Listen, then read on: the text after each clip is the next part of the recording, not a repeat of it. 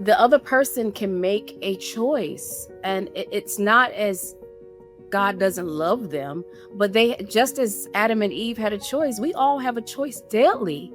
Staying in something toxic is idolatry.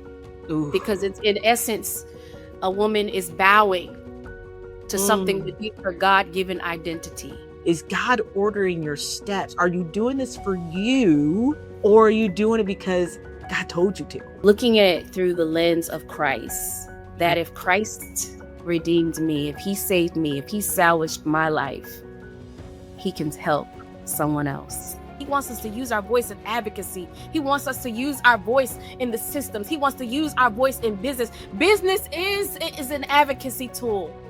Their representation is needed. God has your back. When he puts those words and that fire beneath you, you will make a change.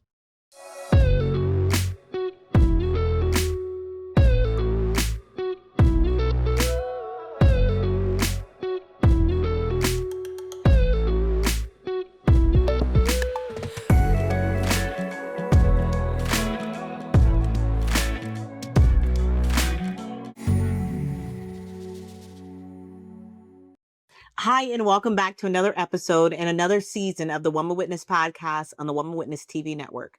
I'm your host, Lia Fortier. Here on this platform, we bring to you voices of dynamic women that are out there making a positive impact in their lives, in their family, and the community around them.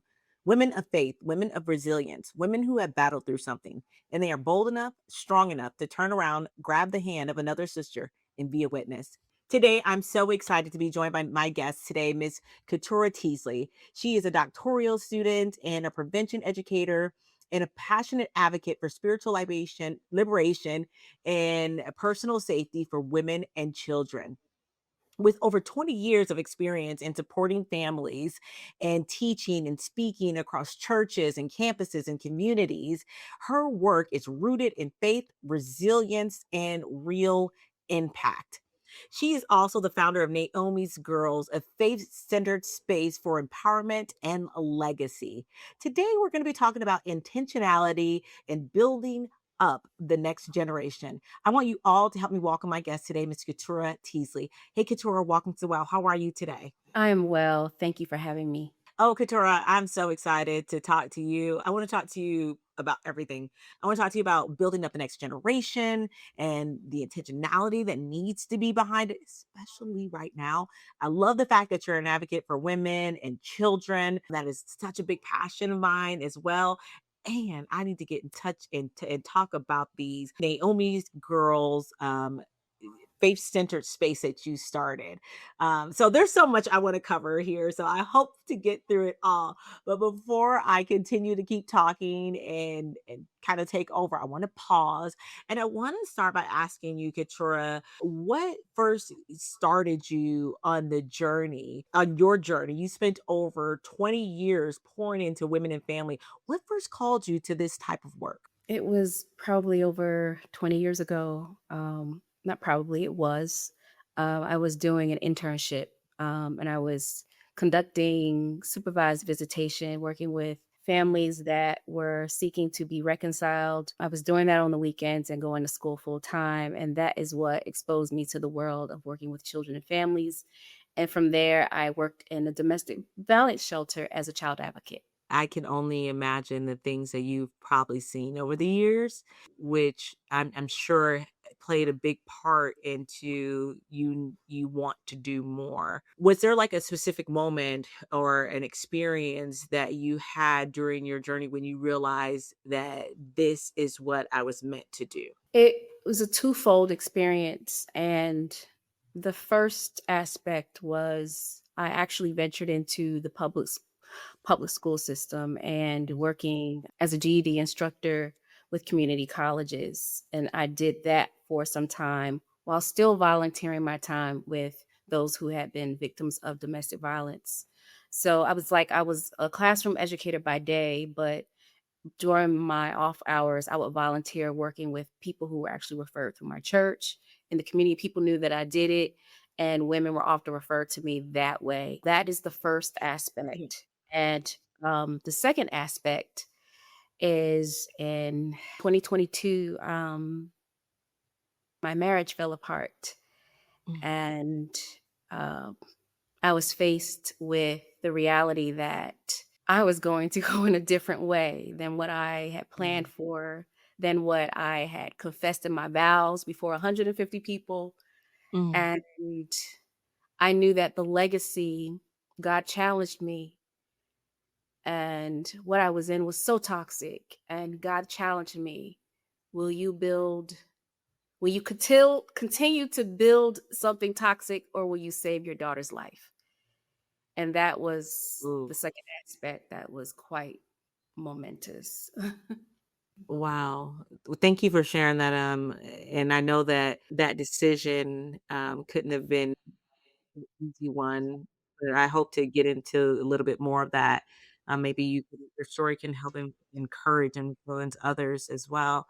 Let me ask you, Keturah, how has your perspective on women, family, and safety evolved over the years, especially when you knew that you had to make a life-changing decision for yourself and your family? It's almost like it was a prophetic setup. Here Mm, I was supporting women for so many years, and to be faced with it personally, it was I always had a heart for it. I always had empathy for it. I could mm, always minister to it. But when it was right in my lap, when it was right in my home, it was something that I had to live out. It was as some of the prophets of old had to live out prophetically their ministry in order yeah, to for them to go to another level. And I felt that that was what the Lord was doing me. And I relocated 2 years ago, and that was one of the hardest decisions that I had to make. Her dad and I are co-parents. So this yeah, is not one of those types of conversations where I'll say, he's this. No, it was yeah, toxic. I needed to go.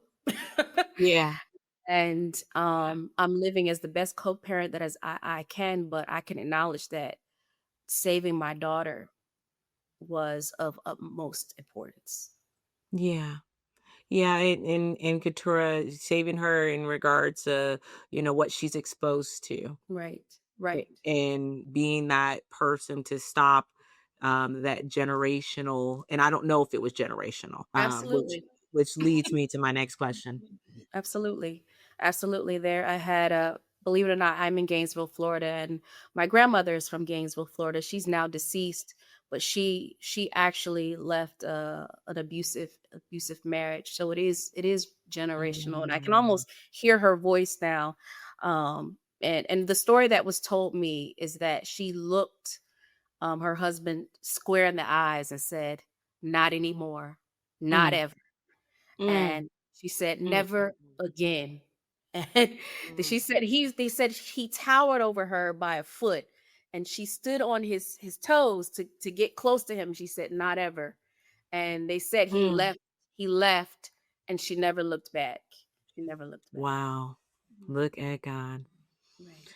I commend you for that, and I think one of the best lessons that God brings us through is some that we have to experience ourselves, and I think so often it may be easy for us to turn the other cheek, like, oh, I didn't see it, right, or oh, it doesn't affect me, but when, like as you said, when it lands at your front door, we take a different approach, and we know what it looks like. We know what hiding looks like. We know how that shame and that guilt looks, and you're better prepared to face it. And you said it spot on. There was a lot of shame and guilt because I was Yeah.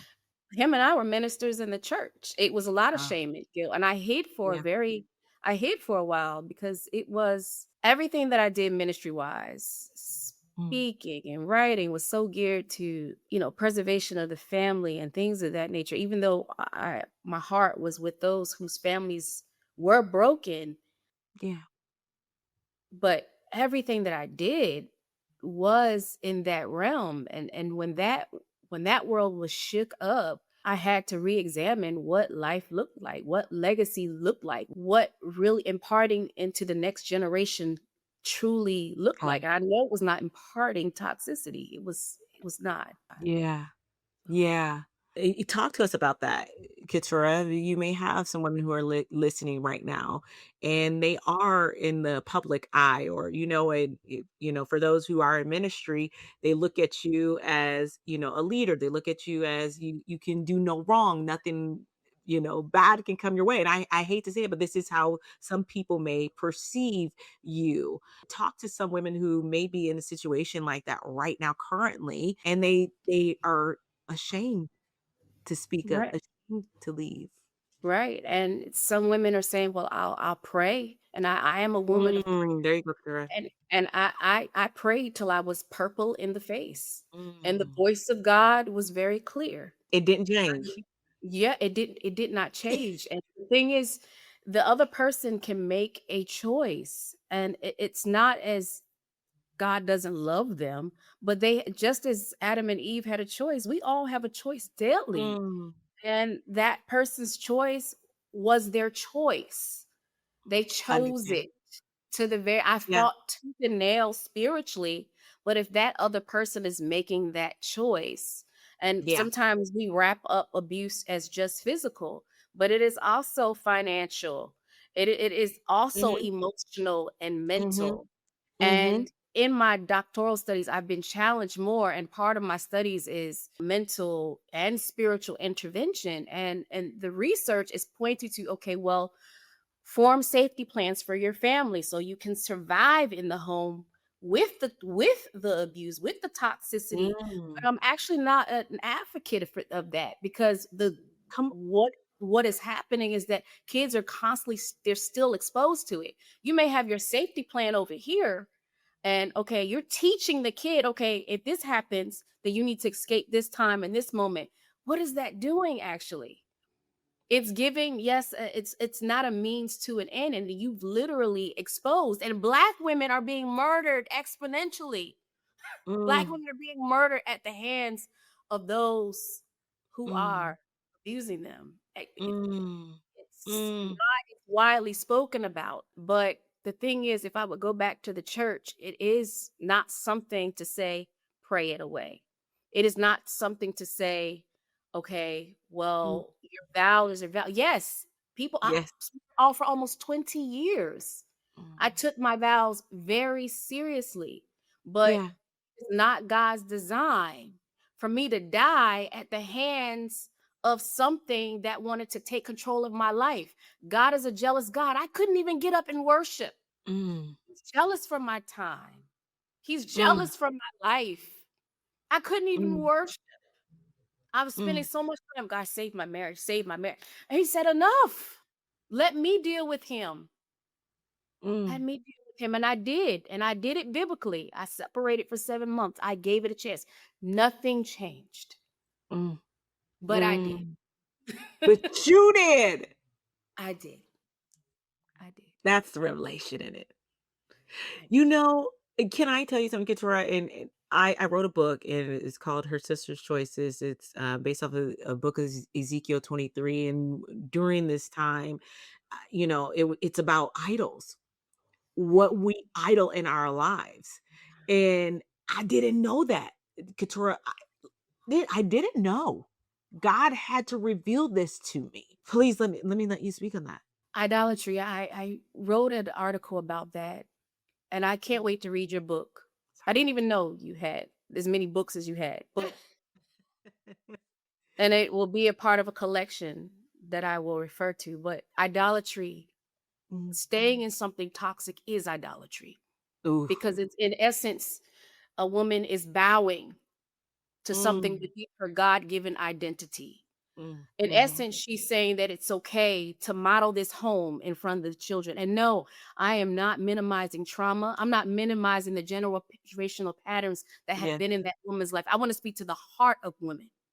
If yes. I could speak to the heart of a woman who feels like they can't overcome, Mm, is to safely, even if you just say, I'm going to take 2 days with my children to go sit somewhere to think, so you can mm, think. mhm. That in itself is worship. It's those that in itself, that even that little bit of time is worship. That's saying, I'm going to give God my Mm, time for these couple days just so he can speak to my heart. mm, Away from that, that in itself, the little thing is worship. It's Yeah. worship. It's worship. Yeah. That's deep, Keturah, because I think sometimes we don't really know what worship looks like. Sometimes I think some people, who, when we over spiritualize things, we feel like we have to, be, praying in tongues and, just sitting here, just living in the Bible. But I love how you said, just by taking time to yourself, stepping aside and just waiting to hear from God, waiting in expectation to hear from God. I Right. I love that. That's simple. Anyone can do it. Simple. Simple. And nothing Anyone can do drastic, it. because Oh, I would never say that I don't know what I would never say that every relationship is going to go in the direction that mine did. That's not what I'm Yeah, saying. But yeah, if we could take the moment to yeah, see what God is saying. Yeah. yeah. Yeah. Okay, Katura, this is good. This is good conversation. I want to talk to you about the work that you have seen. You work closely within court ordered families, That's me. parents in high stress situation. What were some of the patterns that you recognize that you've seen in people that they just don't often talk about? They hide. I'm actively dealing with this. And this will be to God be the glory. This will be my last year in the field in this manner. I said Okay. 2026 will be my last year in the field in this manner, but in Okay. supervised visitation and parenting education and court orders, it is a very, at this time in history, it is, there's a heinous aspect to Oof. what I see. And the Lord has been speaking to me about what things hover over this and children, and his view of children is so precious. And what is it's the children are often unfortunately disregarded.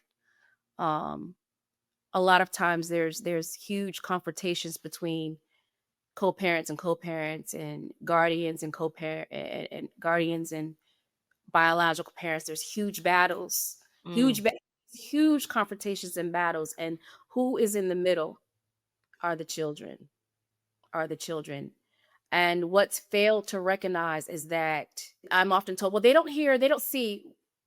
Children are such sponges. They feel things, they feel energy, they feel stress. yeah. Yeah. They feel the stress of caregiving and parenting, and they feel that's why parents and caregivers and aunties and grandma, they have to be the best that they can be, because Hmm. children are still sponges of that. And what's failed to be recognized is that children still do recognize the stress of what's happening. The fact that co-parents and guardians can't speak in together in one room, the children are picked up on that, and they Hmm. are learning how to communicate Yeah. or lack thereof. And the separation of biological parents and children, a lot of the things are rooted in we were talking about abuse of what happened to them 10 years ago and how they were raised. So now they are faced with, okay, I'm not doing the best job raising my children because of what happened to me when I was being raised. So That's it's true. actually just a repetition, with That's added factors like addiction and things of that nature. Because as a result of not being able to cope in their family of origin, they've picked up other things, and in addition to what their family experienced, the sexual abuse, the domestic violence. Now they picked up an addiction. Now they've been diagnosed, and then there's the pattern. Now you have the children, and my true. job is to provide loving environments, to show parents grace, Mm, to show them how they can rebuild. And it's actually a process of grace and yeah. trying to get parents and caregivers and guardians and grandparents to understand that them in the middle are affected. And let's provide the safest, the most beautiful, gracious space that we can to give them a chance, to give them a chance. Wow. I can hear the weight that you carry in this field and in the things that you see. And I'm so grateful to God that He has given you the capacity to carry it all. I can hear your cry to, shift, and I just pray that God is able to use you to teach other people how to graciously carry the weight that you have been carrying for so long. So thank you for what you do. I can tell you, as someone who has been in an abusive situation as a child, that childhood trauma is real, and it only stops when people like you get in there and fight for those children. So I say that with my full heart. Okay, Keturah, let me ask you, when you hear the phrase intentional, being intentional about the next generation, what does that really mean to you in your everyday life? Prayer. There's insight. There's some we can have the research, we can have the news, Yeah. we can have our intelligence, but there's something about what the things that the Lord downloads. And he will literally, as he gave the apostles insight as to where to go, what territories to go into, who to serve, he would speak to Paul. I need you to go here. I Mm, need you to go mhm. here. He's still doing that. Yes, Still, he is. I believe prayer is a firm foundation of how to handle, how to deal with the issues, what's happening in the next generation. Of course, we have the research, we're collaborating with others to get a feel for what's going on, but I believe the Lord is he's giving special downloads to those who really want to hear Yeah. and help, how hear and help, and especially in specific communities, Yeah. um, whether you be global, national, local, all of it. He's giving specific downloads to how he wants you to specifically, like, I love how you intertwine the well into it. Mhm. And as sure as you talk that the voice of women, you knew exactly how God wanted you to use it. And he's still doing that with people. And Yeah. that is so important to know how the Lord wants a person to address certain issues. Isn't that the truth? Keturah, what you said right there is so real. And can I just say this? The intentionality behind it. I love what you, because a lot of people are just doing anything. A lot of people are just going with the flow, going with what's getting them likes, what's getting them, moving up on the algorithm. But are you passionate about it? Right. When you Right. seek after the Lord, is God ordering your steps? Are you doing this for you, or are you doing it because God told you to? Right. Right. I understand and I love how you put that, the intentionality behind it. It's gonna be different, it's gonna be uncomfortable. It really is. You're like, I ain't seen nothing like this. What do you want me to do with this? But he will order your steps. I love how you, can I just say this too? I love how you said that God is still giving people assignments. Like you said, he told Apostle Paul where to go. Isn't that the truth? I stand by that. I believe that. God is still giving us assignments. We have to Right. have that ear to hear.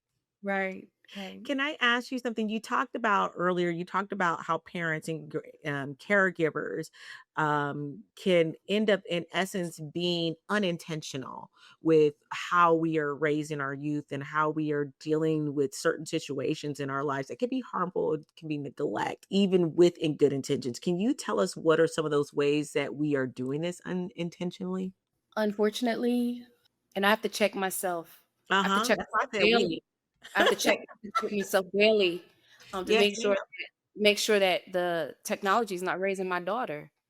And I believe that there are things that are creeping into our media and our television and our technology that are getting to our children, to attempt them to get to think in ways that are unhealthy, that are corrupt, Oh, to how they view themselves, their identity, confusion. They're sneaking things and different agenda, and we have to be so careful. And the thing is, as parents, as caregivers, we can be super, super tired, but we have to be supervisors of that world. It is a whole world. I hear corrupt. It is a whole world. It is a digital space, and it is not set up for children to succeed. mm, And in that, there are a lot of children getting lost. And the ability to quote a certain TikTok song is not a win.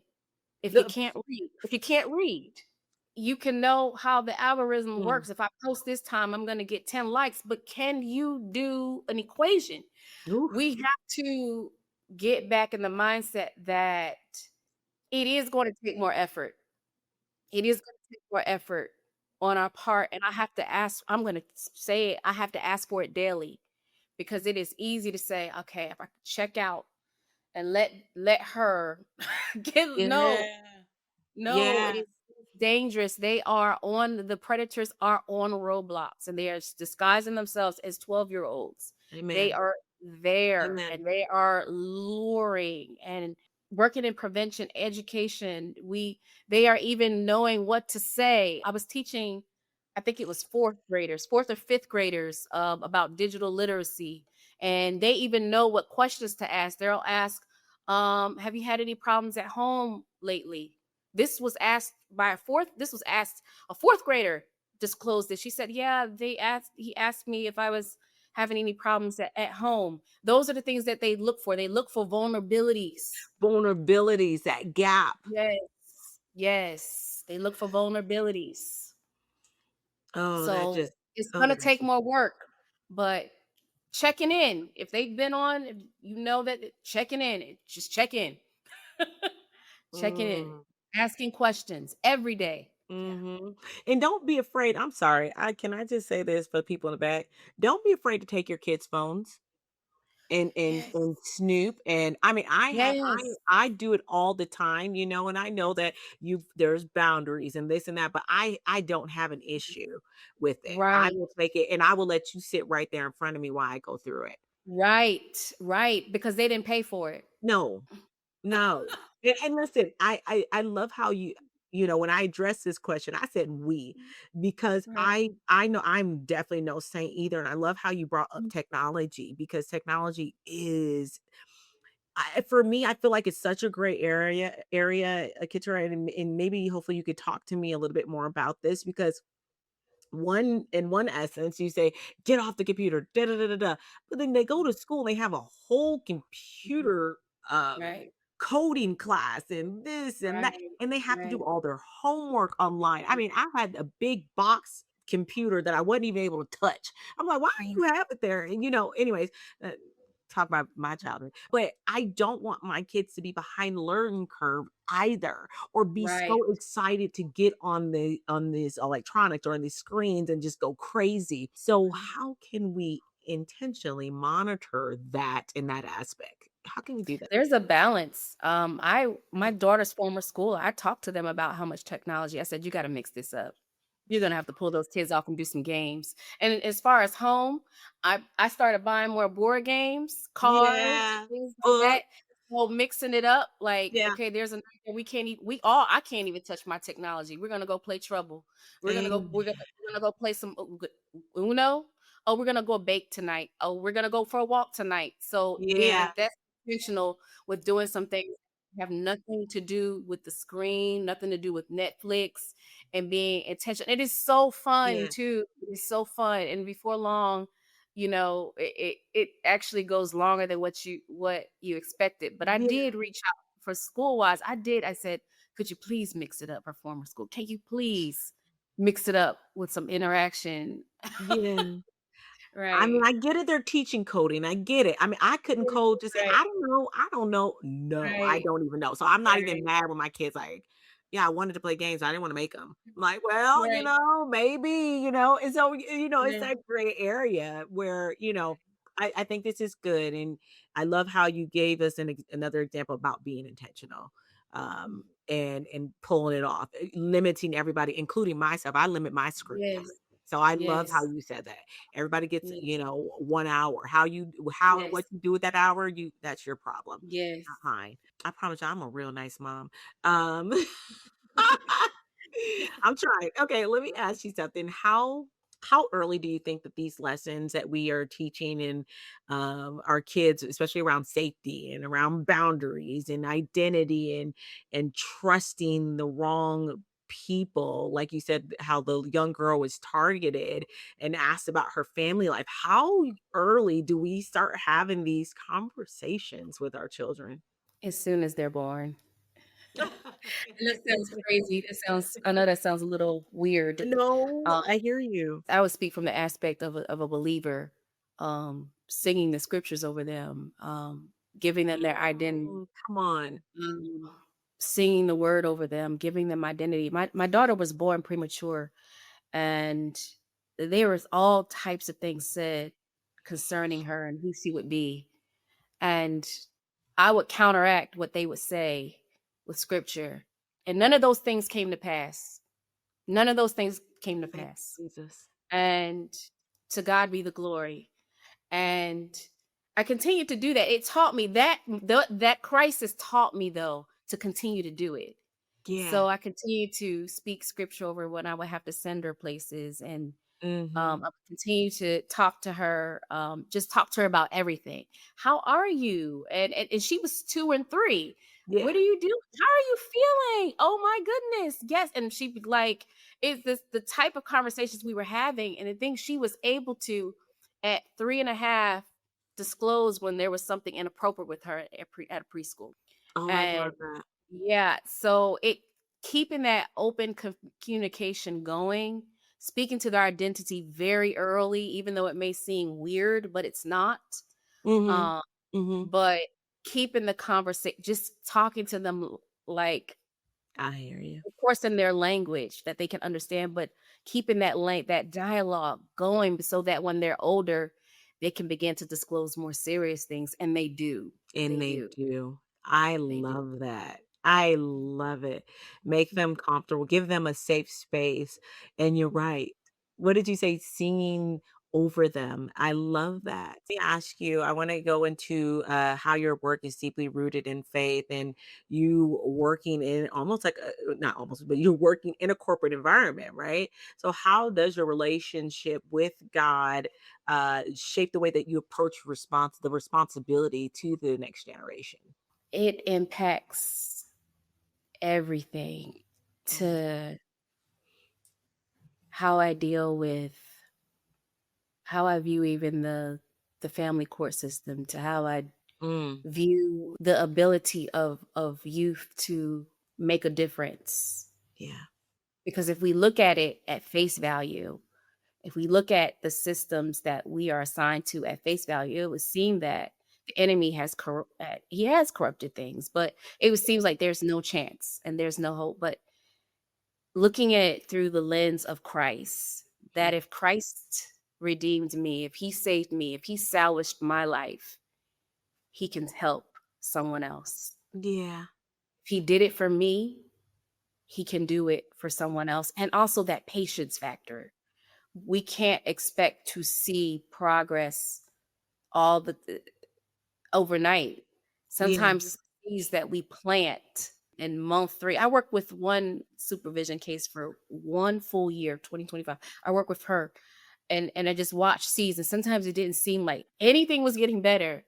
And that case went to court, and I saw such a change, and even the judge said he stopped at the end, he stopped me and he said, "Thank you for the work that you do."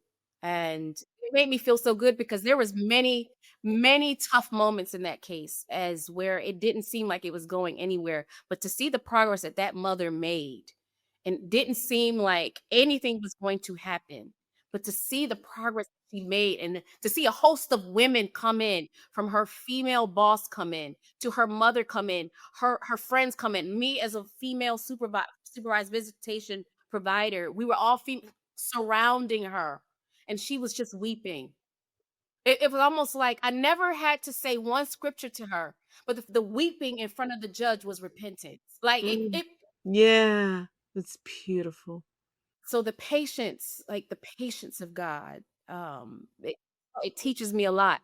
Don't expect to see everything overnight.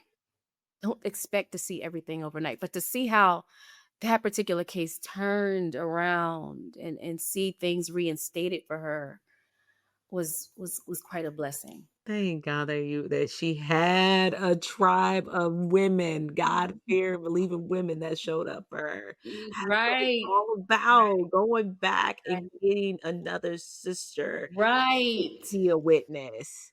That Right. that's it, Keturah.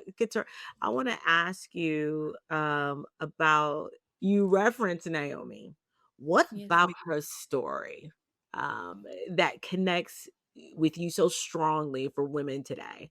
That's my next chapter. Naomi's Girls is my next chapter. I'm 40. I just turned 47 last week. And Naomi's Girls is literally my next chapter. And you brought up her name, and that name comes up so much. Who Yeah. is Naomi? And Uh, it's a good witnessing tool. And like as Naomi had a next chapter, her story resonates with me, and her name reminds me that there is a next chapter, because sometimes that's all you need to know that there's yeah. a next. Mm, And because if you don't know that there is a next, then you'll still stay stuck in the now. amen. And Yeah. to know that constant reminder, there's a next chapter, Keturah. Naomi Mhm. had a next chapter. There's a next Yeah. chapter, Keturah. And that's a part of the whole Naomi. conglomerate of things. It's wrapping everything that I've done in my career. It's bringing my doctoral studies Yeah. together into one pot of beauty. And I tell you, it's my last year in the field as far as supervised visitation, but that is more, it's retirement, but then it's still me not retiring. Correct. That's yeah, I hear what you're Yeah, saying. it's meant to employ and train girls, employ and train displaced female workers who are coming out of things. Mhm. It's meant to train. To God be the glory. I did a vendor event, and there were some, I can't say everything, but there were some connections made, and the ability to take skills and training to Yeah. displaced workers and females and things of that with nature Wow. are coming. So I'm excited. Yeah. I'm excited. That Yeah. name reminds me that there is a next chapter, as it was Yeah. for the biblical figure Naomi. I love it. I love it. When I read that, I was like, okay, I see where she's going. You know, Naomi come back and she said, don't call me Naomi, call me Mara, because the Lord has dealt harshly with me. And when I seen this, I'm like, I see where she's going with it. Yeah, yeah, You're gonna yeah. turn all those women who feel that they are Mhm. Mara. They're in their Mara. Yes, yes, yes. No, you're But there's now. more. There's more. Oh, Yeah. That's yes. beautiful. I see it. I Mm, see where you're going, Keturah. Woo! Give yeah. me you about to make okay, come on. Come on next season. Okay. Let me ask you, you help women to speak up on women's issues and resilience and interpersonal violence prevention. Why are these things so important for women to find the use of their voice, especially for now? As I examine just personal study, um, I see how God is empowering voices. And I was I was in the book of Numbers, chapter 27, just yesterday, and this is off the fly. I Mm, wasn't even gonna share this, mhm. and I'm gonna share it. Yes. It'll be something it'll be a part of my bigger study, but I'm gonna share it now. Numbers 27, there were 5 female sisters who came up to Moses and said, "What about the land? Will the land die out with our dead father?" And they stood up before the community, the entire community. And the Lord, I wept as I read it, because the Lord said, "That's me in justice." He Hmm. said, He said, "That's the justice of me working." He said, "That's the justice of." He said, "Just as I had 5 women go before a community in Moses, I'm going to send more women to come before communities and ask for what they need. And I'm Ooh, going to provide it. I'm going to provide it." And it was what the Lord said, not what Moses said. God said it. He said, "They are right. They shall have their land." It will by God's voice, and it will be by his hand that he provides. mm, So mm, mm. God cares. He cares about our voices. It was their voices coming forward. And it was much bigger than stuff. It was much bigger than land, Yeah. much bigger than that. It was about Yeah. their legacy, what they could pass on to their children. Much bigger. People get caught up in Yeah. the stuff. It's much bigger than this. And that's why I was weeping. I said, God, I see you all over this. I Yeah. said, thank you for providing the land for them. Thank you for providing their allotment. But God, I see your care for them. Yeah. I see your eye on them. I Yeah. see your love on them. Mm. So thank you, God. Whew. Oh my He's goodness. listening. He's Yes. listening. He's Yes. listening. And he wants Mhm. us to come to him in the daily, in the prayer, and not just that, but in other ways. He wants us to use our voice in advocacy. He wants us to use our voice in the systems. He wants to use our voice in business. Business is an advocacy tool. Their Yes. representation is needed Yes. in certain aspects. I'm in Gainesville, Florida, and I was the only woman of color as a vendor. Some representation is needed. Wow. Wow. Wow. Oh, that was so beautiful, We have to Keturah. use our voices. We have to use our voices. And I've been watching, I'm very particular about how I study entrepreneurship in the marketplace because some Mm. of it is corrupted. But I see it as how God views it. He used it to to expand the voice, to expand the limits. And he Yeah. helped so many, the widows and women, Yeah. and he helped them whatever they had in their house Yeah. to help their Yeah. families, to provide something for communities. Entrepreneurship is dope. Yeah, it It's so is. dope God's I way.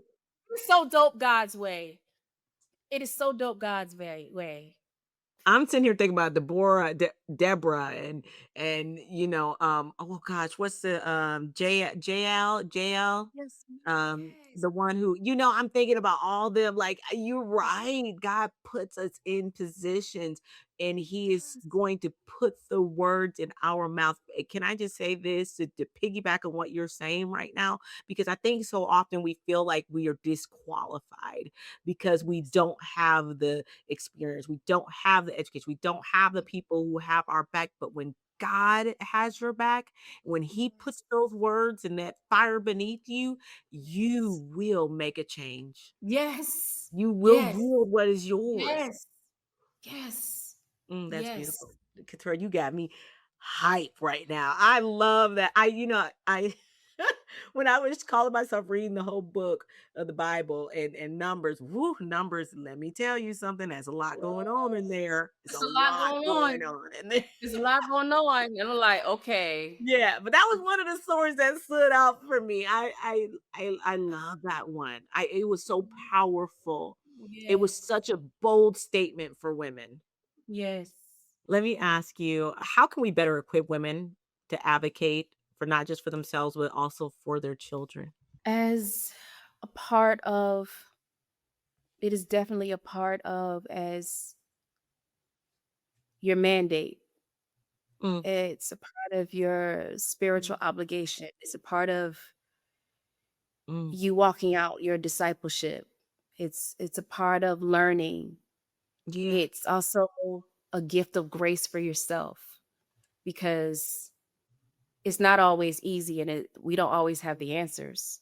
So yeah, I do believe that it is definitely a part of our spiritual responsibility to honor God through parenting, not as perfect parents, but yeah, as those who are designed to show up and teach them in the way that they should go and to raise them in such a time as this. This mm, is a time like no other. We're living under, and I don't want to get into politics, but we're literally living under leadership where even special needs kids have been dismissed. Education has been dismissed. The safety of children has been dismissed. And when you sit under leadership like that, it is our duty to be more mindful in prayer, to be more mindful of what our climate is really like. Um, and anyone who understands prayer should be praying diligently how to handle personally their kids. I always say that your kids are your personal assignment. I can't tell you how to raise your kids. We can mm, talk general things. We can mhm, talk general things, Mhm. but there's nobody who knows them like you. We can talk Mhm. general things, but I always say that, and I Mhm. always say that no one knows them like you do, and that's a moment of empowering parents. Don't try to be like me. Don't try to be like her. Don't try to be no. You get insight for your kids because Yeah. there's things the Lord wants to do specifically for your kids Yeah. and how to train them up, and He'll give you insight as to what they can become. So your training is going to look a little different from mine. Correct. You know what I'm Correct. saying? And some people like my child had an Instagram early, not because I was letting her be out of control, but because she had a speech impediment. The Lord said, "Let her practice in front of camera." She not only Mm. overcame it, but she rocked it out. So Come on. God gave me specific instructions for her. So Correct. right, This is we have to good. pay attention to specific instructions. Yeah. Yeah. So I yeah. love the way you answer that, Keturah. So beautiful, so graciously. How are you thinking about legacy in this season of your life? You're done. This is your last year in infield working. You're starting Naomi's Girls. How are you thinking about legacy in this season of your life? Honoring the ones before me. Ah. Honoring the ones before me. Mm. My grandmother, who I told you about, she was Mhm. a cook at the University of Florida, which is down the street from me. Mhm. And part of Naomi's Girls is it's it's a it's a candy shop component. And another grandmother of mine, on my father's side, she was actually a baker as well. And I'm honoring the ones before me Mm. who's also had some family things going on, and I'm honoring that Yeah. because I want certain recipes left behind. Ugh. It's not just the recipe, it's not just the food, but it is a way of how they use the work of their hands. And although I'm furthering my education, but it is through the work of my hands that God is showing me how to teach people. I can't get away from that. I don't care how much I learn. It's God Mm. is only using that and ask so I can understand people, not so I can sound smart. He wants me to Yeah. understand people better, how to minister Oh, better. people. I get Yeah, but the work of my hands is what he's using me to train. I Yeah. see. I love it. Oh, you're so right that leaving behind a recipe, that thing is so deep right there. I mean, you can you can go so deep. I hear Proverbs 31. I mean, there's so many Say it. ways to just Say it. dive into that Say it. in the range of women from And you young don't have to be perfect girls. to be Proverbs 31. Uh-huh. Yes, exactly. Thank you. I had to learn that. I had to learn that the hard way 'cause I was like, "Let me close this part because that don't pertain to me." But, I had to learn. But the range of women that you reach, I mean, from young girl I can see you doing this with young Girl Scouts to college students to, Yes. in Yes. church to, women that are Yes. come Yes. on, God. God is working. Let me ask you for someone right now who is listening and they're listening, they're feeling overwhelmed, they're feeling unsure of their assignment, they're feeling unsure about, oh my gosh, where to start. I heard so many great nuggets. I don't even know where to start, even in my own family. What are some practical ways that they can begin to be more intentional with their next generation this week? Get your eyes off of everybody else. Mm. Our eyes are fastened a lot, and I can speak for me. We can get our like I and we talk about technology, and I know a lot of it. We do have to be. A lot of things are on our phone, and they just are. Yeah, And I literally write notes on my phone, I do like too. supervision Yeah. notes sometimes on my phone. But Mhm. if there is a really serious quest to go in the direction that you believe God is leading, and that is to literally get your eyes off the screens and off of everybody else and hear God for yourself. Because I would speak personally. The product that I first put out for the candy seemed like, I said, God, are you sure that doesn't seem popular? Everybody and their mama is doing cookies. Yeah. God said, don't do that. He said, you're gifted at that. He said, don't do that. And I said, God, and I had to get my eyes off. I had to just take a look like a week or two and say, I'm just going to keep my eyes on what I'm doing. I don't want to be inspired by anything else. Do you know someone wants to work with me to expand that product?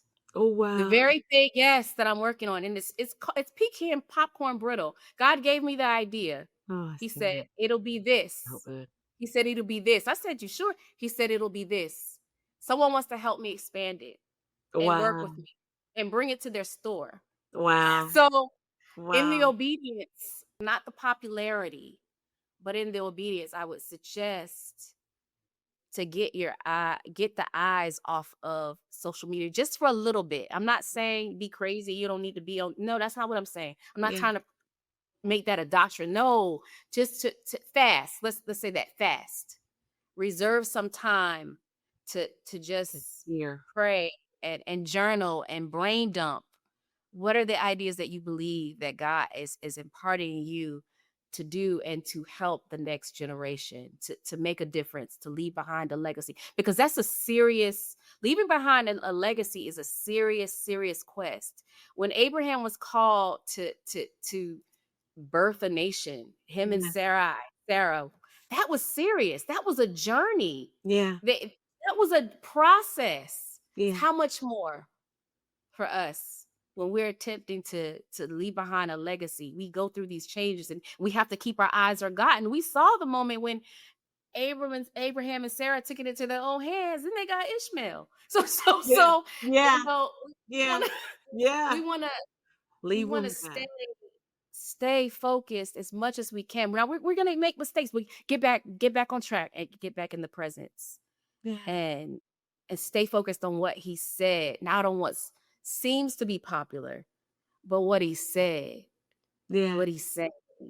Yeah. And yeah, fasting, especially momentary, just momentary. I'm not talking about crazy. I'm trying to make anything darker. Stay off social. That's not what I'm saying. Social Yeah. media is important, but if you could just take time to cultivate what God is doing, Correct. allow Him to speak to your heart and not what everyone else is doing, because what's working for them is working for them. It may not Mhm. necessarily work for you. Quiet the noise so you can hear them. Okay, I wanna ask you, Keturah, I looked up and I was like, "Oh my gosh, where did the time go?" I love our conversation, would love to continue it, even do a part 2 when you really get Naomi's girls going and you start that next chapter.